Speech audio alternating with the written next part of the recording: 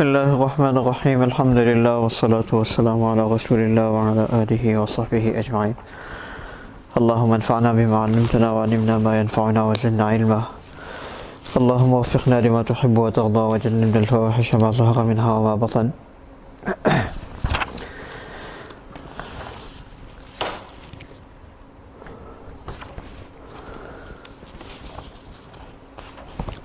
So, inshallah, today we are talking about the life of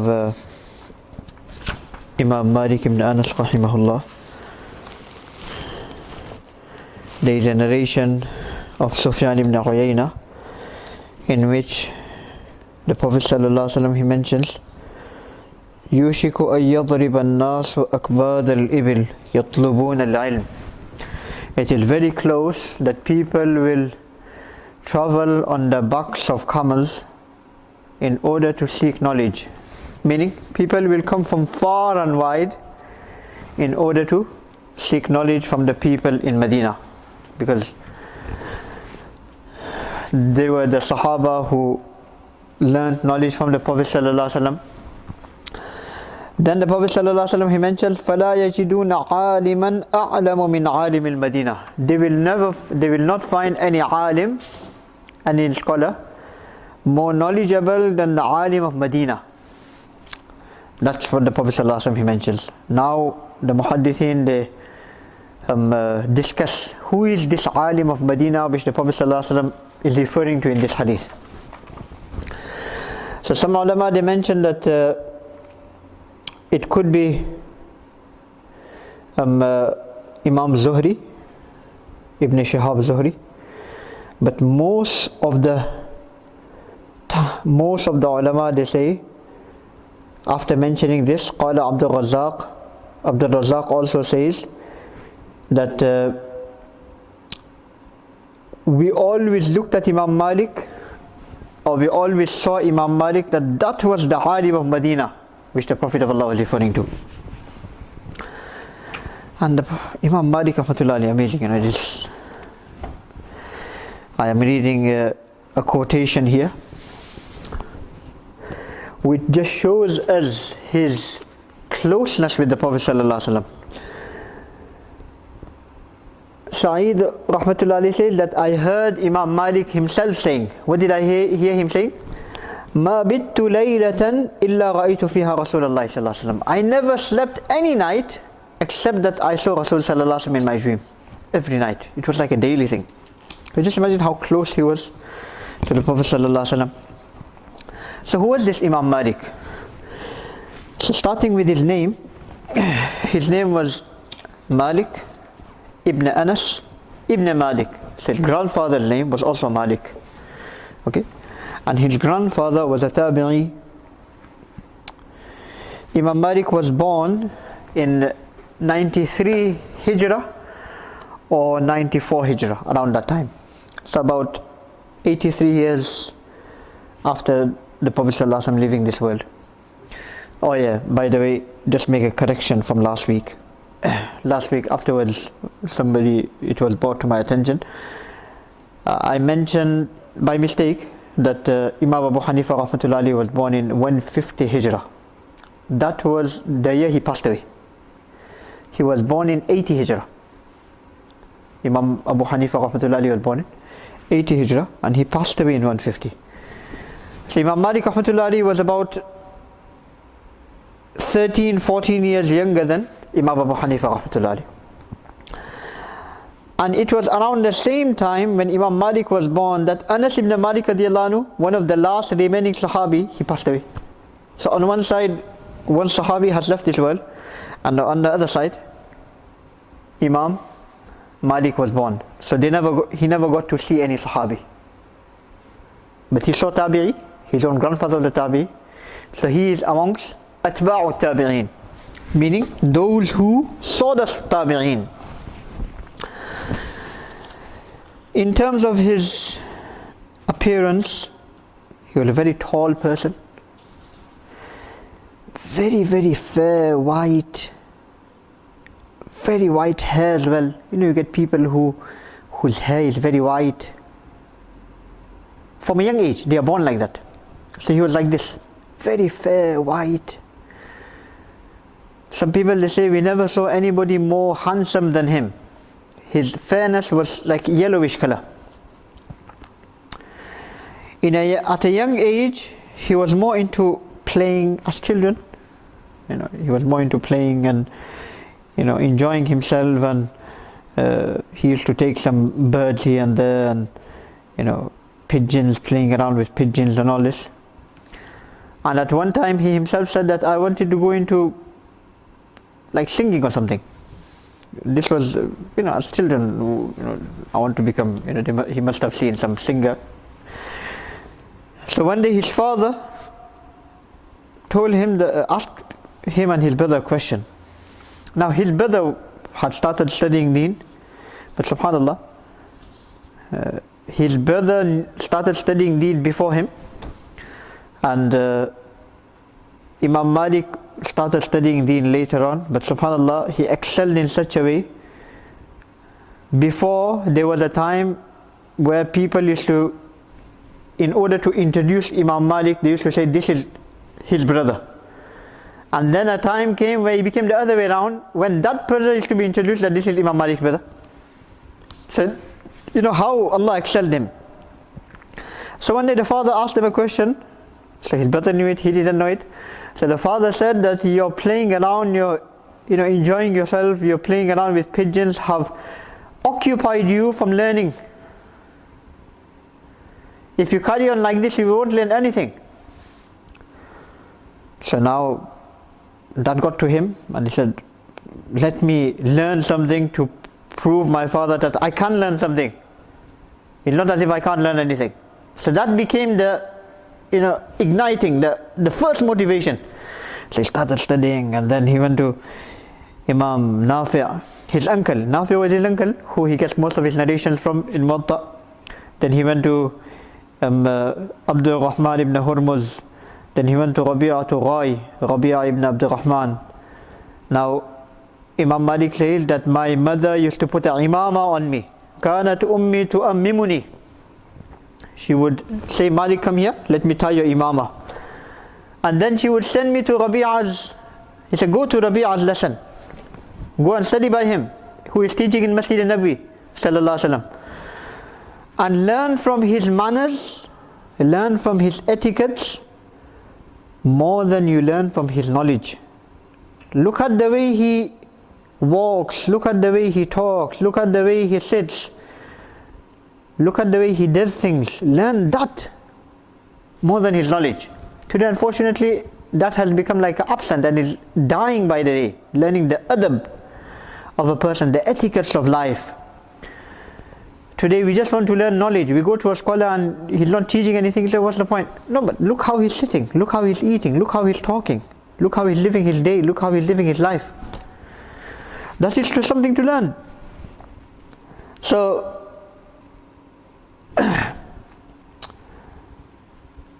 today, unfortunately, somebody mentioned, sent a message, or I don't know, it came across to my attention a few days ago, where somebody was saying that we are living in a very intellectual world. We are very, very intelligent. The Imams and the ulama on the mimbar on Friday, they think that they are still talking to, villagers and, people who are not very educated. They don't understand that, the crowd that is in front of them nowadays are very intellectual. They need to speak on their level. I said, subhanallah, they may be very intellectual, but in terms of morals and values and etiquettes, they are totally orphans. Lost it. Allah. So it's not about just knowing things and being very intelligent. It's about doing, how to do things as well. How to do the things the right way as well.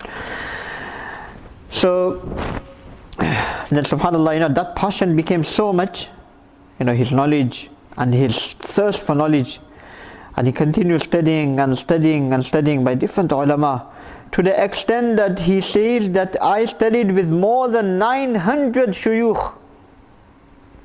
Today we study by one shaykh. Oh, is enough. I go by that scholar. I know I have all. 900 ulama he studied under.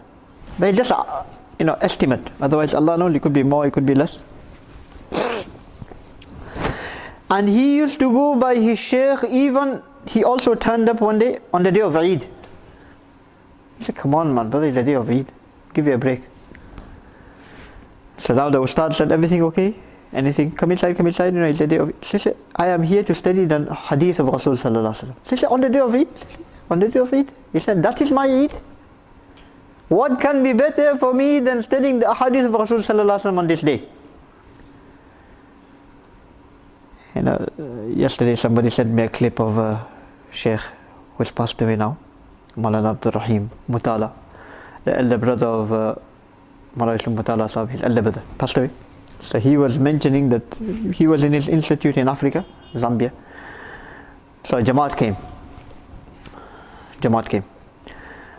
Arab brothers from Saudi, Makkah and all this. So one person who was introducing the Jamaat, so he said, this is so and so, this is, you know, scholar, this is a scholar as well. And they said, this person, he's from the family of Abu Hurairah radiallahu anhu. So the Shaykh said, subhanallah, you know, that's so great. You know, we meet Abu Hurairah radiallahu anhu daily.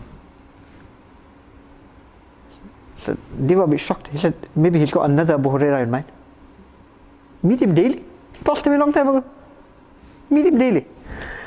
So then they started mentioning, you know, this person is actually from Jamaat in Saudi, you know, he's actually come here, he doesn't live around here, he's actually come in Jamaat. And so he's trying to make it more clear. So he said, yeah, Alhamdulillah, we meet Abu Hurairah daily. So they said, maybe this old person, he doesn't know what's going on. So he said, what do you mean? So he said, every day whenever we open the hadith of Rasul sallallahu alaihi wasallam, we always come across a hadith of Abu Hurairah. So we are taking something from him. We are taking his narration from the Prophet sallallahu alaihi wasallam. So that's our meeting with him. So Imam Maalik turned up at that Ustad's door and said, day of Eid. So the Ustad said, okay, I will narrate to you 30 hadith. Maybe he would have been one of the only students who that Ustad taught 30 hadith on the day of Eid. Sometime Imam Maalik would stand outside the door of his Ustad, Nafi' Abdul Rahman ibn Hurmuz, the other Ustad. Sometime in the heat. And sometimes when his mother used to look at him, she used to feel sorry for him that son of mine, he's going to boil, he's going to roast. Look how hot it is. And he's standing outside the door of his Ustad for hours. And the Ustad, sometimes he didn't even realize that there's somebody standing outside my door, but he didn't want to disturb his Ustad. He said, no, let the Ustad come out. Then I will, you know, whatever I need to ask him, whatever I need to learn from him. I don't want to, you know, inconvenience the teacher in any way. I need him. Abdullah ibn Abbas radiallahu anhu used to travel just for one hadith miles. And sometimes he would travel all the way to another continent. You know, he would travel all the way to Iraq, sometimes even further, all the way to Sham, even further. And sometimes he would find that the door of the person who he has traveled for hours, is closed. So he doesn't say, "Chalo, let me knock on the door, I've come from so far." No, I need the Ustad, so let me wait. So he would just lie down outside. Sometimes he would be hours in the heat of, you know, the Middle East, around that side. But subhanallah, when that person used to come out, say, "You should have told me." He said, no, I don't want to inconvenience you in any way. Because Allah says in the Quran, because people used to come to learn deen from the Prophet ﷺ, and the Prophet of Allah used to be in his house, you know, doing his own things, or he used to be busy with his family, or he used to be taking a rest, or, you know, Wahi must be coming to him or something. And they are shouting from outside, Ya Muhammad, come out, come out, come out. So Allah says in the Quran, "O my beloved Prophet, those that are shouting at you from outside, most of them, they have no aql. أَكْثَرُهُمْ لَا يَعْقِلُونَ. They don't know what they are doing. They don't have no intelligence. If they were to wait until you come to them, until you go out to them, instead of them inconveniencing you and shouting at you, that would have been better for them." So Allah is showing etiquette of how to learn deen. Today, unfortunately, we want to learn something, then we want it there and then. It's a world of instant messaging, instant, you know, contact, instant knowledge as well. If one scholar, we have to wait to learn from him, they say, no, he's too proud of himself. He doesn't even reply to my messages. It's been like 5 minutes I've messaged him. By 5 hours, Imam Maalik and roasting in the heat. 5 hours. Imam Maalik didn't become Imam Maalik just like this. How much they had to go through. So the mother used to say, he's going to roast. The father used to say, don't worry, he's doing this to seek knowledge of deen. See? And Imam Maalik rahmatullahi had a lot of love for Medina. Originally he was from Yemen. His grandparents, forefathers, they migrated from Yemen. But he was born in Medina, then he grew up in Medina, and then subhanAllah, he was very, very fortunate that everybody goes to Umrah, Hajj, everybody goes there, and then everybody goes to Medina as well. So due to that, subhanAllah, he had a chance of learning by many, many ulama from all over the world. He never had to travel much. He was lucky that everybody came to his city, Medina to Rasul sallallahu alaihi wasallam. And subhanAllah, he used to have so much respect for Medina that he never used to walk with his shoes on the streets of Medina. He said, maybe this is the place where my Prophet must have placed his feet. He said, no, I cannot. That is not farz, wajib or anything. Sunnah, that is not even sunnah. The Prophet of Allah didn't say that you must. But that was his own love for the Prophet of Allah. No wonder he used to see the Prophet of Allah daily. Subhanallah. And after such a long time of studying knowledge, he said, I didn't start to teach knowledge of deen until 70 or more than 70. 70 could be used exact number, or it could be used as a lot of ulama. He said, I've told you 700 times. Was it exactly 700 times? Meaning I've told you countless times.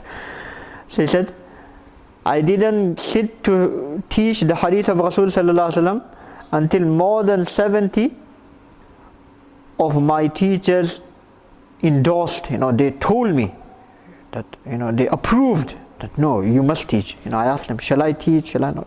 No, you must teach. Only then I started teaching. And subhanAllah, when he used to teach, he was the person Imam Maalik was the person who compiled the first ever collection of hadith. Imam Bukhari, Imam Muslim, all these people, they came much later. Imam Maalik was the first person to compile the first ever book of hadith form, which is known as the Muwatta of Imam Maalik, which has around 2,000 hadith. And Imam Shafi rahmatullah alayhi says that there is no book on the surface of this earth, under the sky, after the Holy Quran, which is more authentic than the book of Muwatta, the book of Maalik.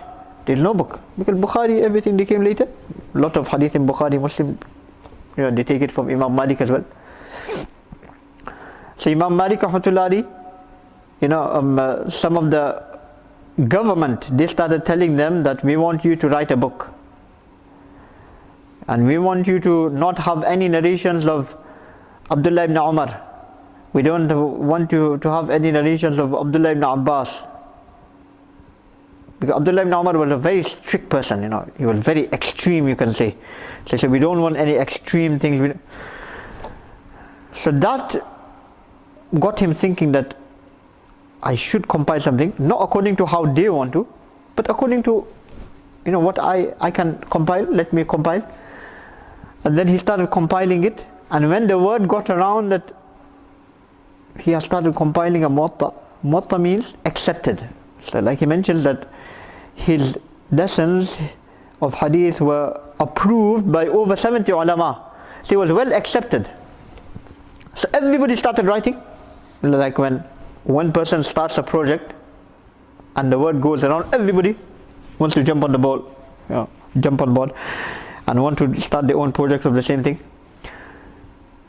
So then everybody came to him, some people they came to him and they said, you have started writing this book, but do you know that there's another 100, 200 ulama, they've started writing the same book as well. So do you think there's any need? So what a word he said. He said, subhanallah, he said, Man kana lillah fahuwa yabqa. The one that will be written for Allah, that will remain. So until today, the only muwatta we know is the muwatta of Imam Maalik. All the other 100, 200 muwatta that were written or that were being written, we don't know, there's no clue, there's no trace of it left anywhere in the world. So that shows us the sincerity of Imam Maalik. Amazing personality, amazing personality. When he used to come to teach the hadith of Rasul sallallahu alaihi wasallam, you know, he bought the house of Abdullah ibn Mas'ud radiallahu anhu. So Abdullah ibn Mas'ud radiallahu anhu had passed away a long time. So the house Abdullah ibn Mas'ud radiallahu anhu used to live in near the masjid. Imam Maalik bought that house to, you know, have residency very close to the masjid of Rasul sallallahu alaihi wasallam. So then, when he used to come to teach the muwatta, he wouldn't just come and teach. No, he would first do ghusl,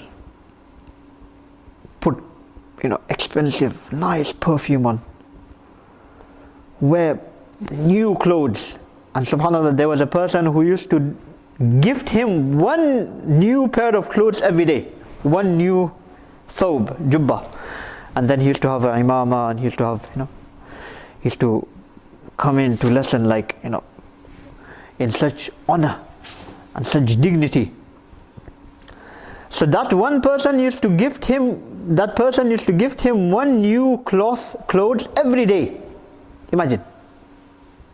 He said, this is your clothes for today, you don't need to wear this tomorrow. Tomorrow I'll give you another one. So every day he used to have. Now if somebody will be thinking that's lavish lifestyle. So I said, this is for the hadith of Rasul sallallahu alaihi wasallam. That person used to say, I want you to mention the words of Rasul sallallahu alaihi wasallam wearing the clothes I have gifted to you. Now today we are living in a time, you know, that was a time, good times. We were talking about, you know, the times of Tabi'in and the Tabi'ut Tabi'in, where people used to have so much love and honor for the words of Allah and for the ulama who were studying and teaching the words of Rasul sallallahu alaihi wasallam. So they used to gift them one cloth every day, one expensive clothes every day. It was expensive, not a cheap one, expensive one. Nowadays, never mind gifting a alim or a scholar who's teaching hadith or who's doing the work of deen something.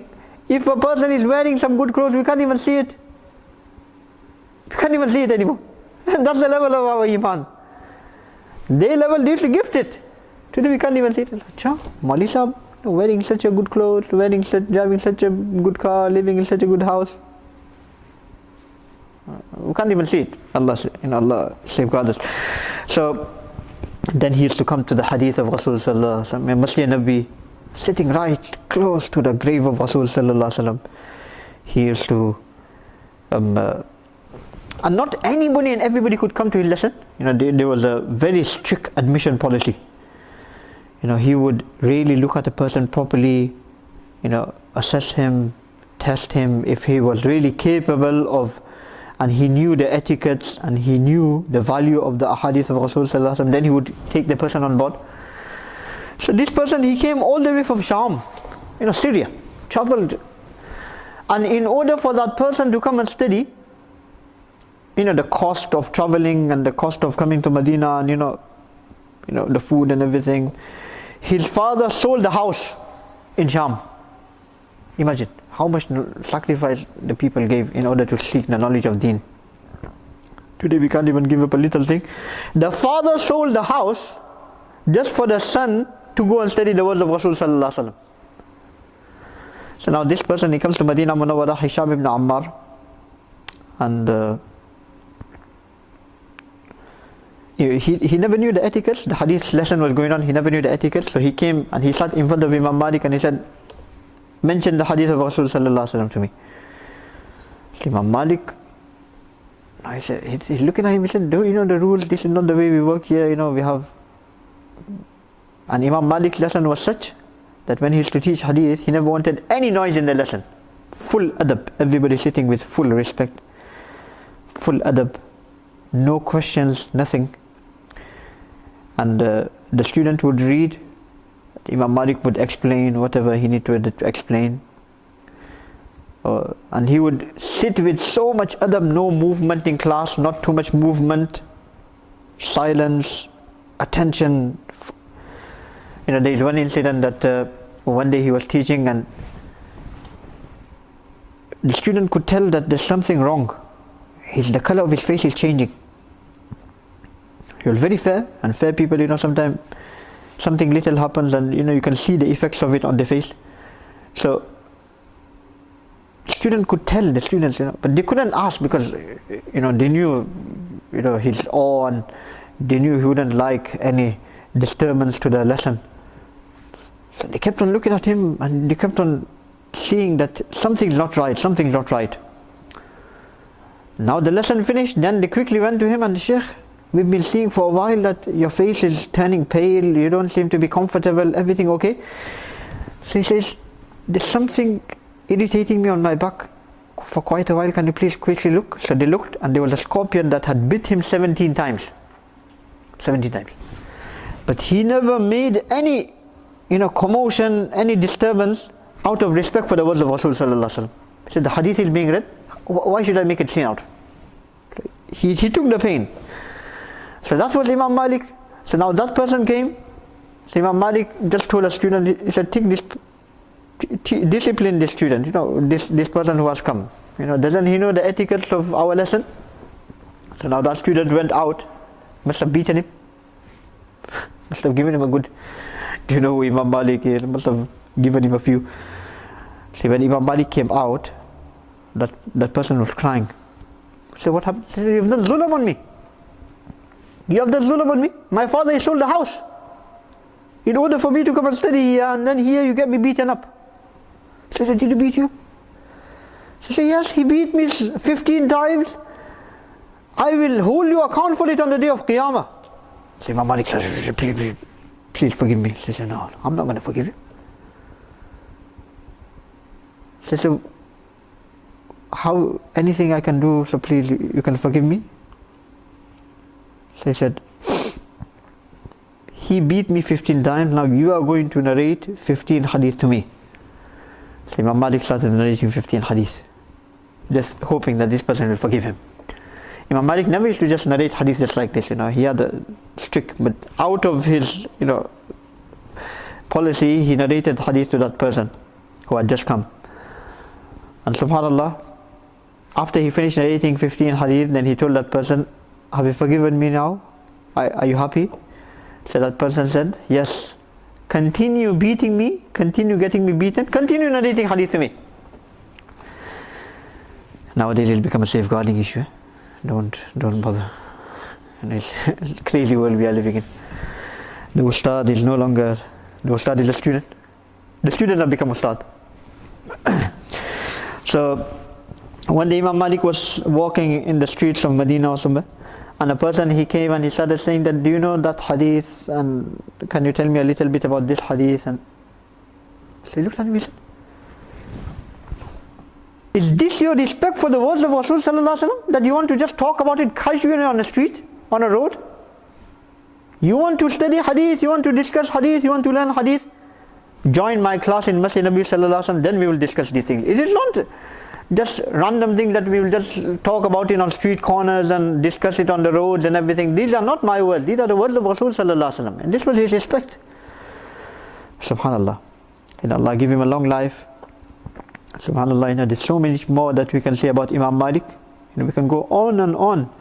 Imam Maalik rahmatullahi, when he used to teach Muwatta, his daughter, she had memorized the whole of Muwatta, memorized it, and there used to be a door, and she used to be standing or sitting behind the door listening to the Muwatta. So when any student that used to be reading the Muwatta, when he would make any mistake, then she would just knock. So as soon as she used to make that knock, the student knew that I have made a mistake or something, because she knew Muwatta. We are talking about female studying Deen. Alhamdulillah, female have been studying the knowledge of Deen since those days. Islam has never deprived anybody from studying the knowledge of Deen, but there are etiquettes. Even today, this may sound biased or one-sided, but it is a fact. The people, the ulama, our akabirin that are blamed that they are not giving women opportunity to study Deen, and they have 2 strict rules. Subhanallah. Even today, the only ulama that are teaching women Arabic tafsir, hadith, fiqh, to the extent that those females have now become teachers of hadith, teachers of fiqh, teachers of tafsir, and they have been teaching hadith and tafsir for years. They are the same our akabirin who we say they are not given opportunities. There is no other groups, no other grouping in the world that have had such a cause that women have become such level that they have become ustaza of hadith and tafsir. Until today, you can look around the world. Yeah, you will see public speakers, women speaking in public. You will see women who have been taught little parts of books or little books here and there. But going through a course that can make them the next future teachers, subhanallah, of the ummah, is just amazing. So it's been going on till that time. Imam Maalik's daughter knew the whole of Muwatta by heart. Allah give us the understanding. Imam Maalik, although he had a very dignified lifestyle, he was also a very humble person as well. Some people used to think that because he's wearing very high clothes and nobody, not very approachable, accessible, he had his own respect for deen, and he never used to regard deen as something very casual, which people regard it as today, and the knowledge of deen as like very easy or something. He had that dignity as well, and he was a very humble person. One day, one of the kings of the time, he was on the, he used to take some financial gains from the kings. So some people used to say that he's a scholar who is working for the king and everything. So he said, look, the king, they can help me with my financial situation, but they don't rule me. They want me to say anything, I will only say what. And due to that, he had to go through a lot of problems. There were some kings, some governors who gave him a really hard time towards the end of his life. They gave him a beating, and for no reason. The stories were, and every alim, they have to go through problems. Their own people, sometimes they turn against you, and they give you a really hard time. And that's basically what happened to Imam Maalik as well. Alhamdulillah, he lived up to about 80 years of age, and he passed away in Medina. That was his wish, that was his desire, that I live my whole life in Medina and I die in Medina.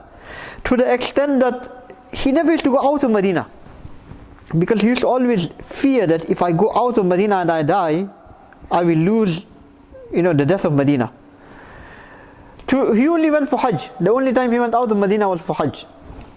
And when he went for Hajj, he became very ill, very sick. So he said, oh Allah, this is the only time I am leaving Medina, and oh Allah, please, oh Allah, I want to die in Medina, oh Allah.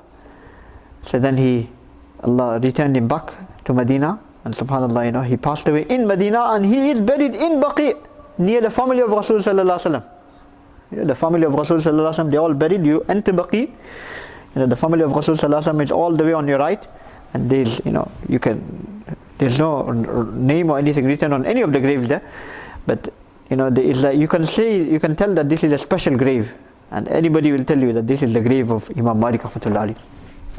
Today we remember him.